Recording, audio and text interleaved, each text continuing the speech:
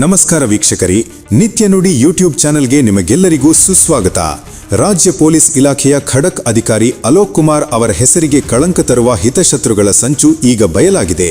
ಹೌದು, ಪರಪ್ಪನ ಅಗ್ರಹಾರ ಜೈಲಿನ ಒಳಗಿರುವ ಕಿಡಿಗೇಡಿಗಳು ಜೈಲು ಡಿಜಿಯವರ ವಿರುದ್ಧವೇ ವ್ಯವಸ್ಥಿತ ಷಡ್ಯಂತ್ರ ರೂಪಿಸಿರುವ ಆಘಾತಕಾರಿ ವಿಷಯ ಬೆಳಕಿಗೆ ಬಂದಿದೆ.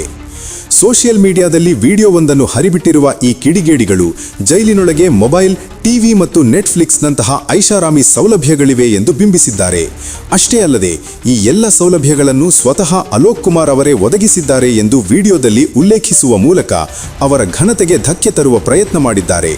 ವಿಡಿಯೋದಲ್ಲಿರುವ ಆರೋಪಿಗಳು ನಾಳೆ IPL ಮ್ಯಾಚ್ ಇದೆ, ಈ ಸಲ ಕಪ್ ನಮ್ದೇ ಎನ್ನುತ್ತಾ ಜೈಲಿನಲ್ಲಿ ಐಷಾರಾಮಿ ಜೀವನ ನಡೆಸುತ್ತಿರುವಂತೆ ನಾಟಕವಾಡಿದ್ದಾರೆ.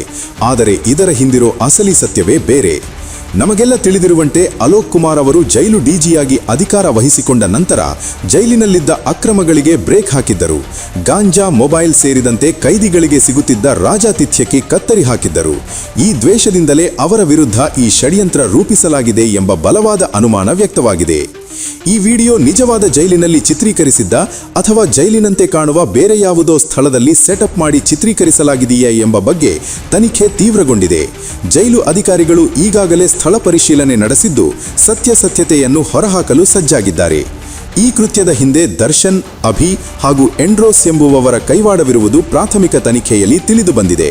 ಹೆಣ್ಣೂರು ಬಂಡೆ ಬಳಿ ನಡೆದಿದ್ದ ಕೊಲೆ ಪ್ರಕರಣದ ಆರೋಪಿಗಳಾಗಿರೋ ದರ್ಶನ್ ಮತ್ತು ಅಭಿ, ಎಂಡ್ರೋಸ್ ಎಂಬುವಾತನಿಗೆ ಪ್ರಚೋದನೆ ನೀಡಿ ಈ ವಿಡಿಯೋ ಮಾಡಿಸಿದ್ದಾರೆ ಎನ್ನಲಾಗಿದೆ.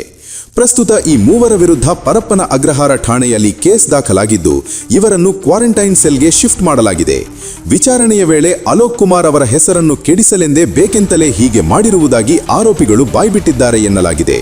ಪ್ರಾಮಾಣಿಕ ಅಧಿಕಾರಿಗಳ ವಿರುದ್ಧ ಇಂತಹ ಷಡ್ಯಂತ್ರಗಳು ನಡೆಯುತ್ತಿರುವುದು ನಿಜಕ್ಕೂ ಬೇಸರದ ಸಂಗತಿ.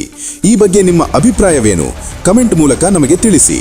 ನಮ್ಮ ಈ ವರದಿ ನಿಮಗೆ ಇಷ್ಟವಾಗಿದ್ದರೆ ಕೂಡಲೇ ಸಬ್ಸ್ಕ್ರೈಬ್ ಮಾಡಿಕೊಳ್ಳಿ ಮತ್ತು ಈ ವಿಡಿಯೋವನ್ನು ಶೇರ್ ಮಾಡಿ. ಇದು ನಿತ್ಯ ನುಡಿ.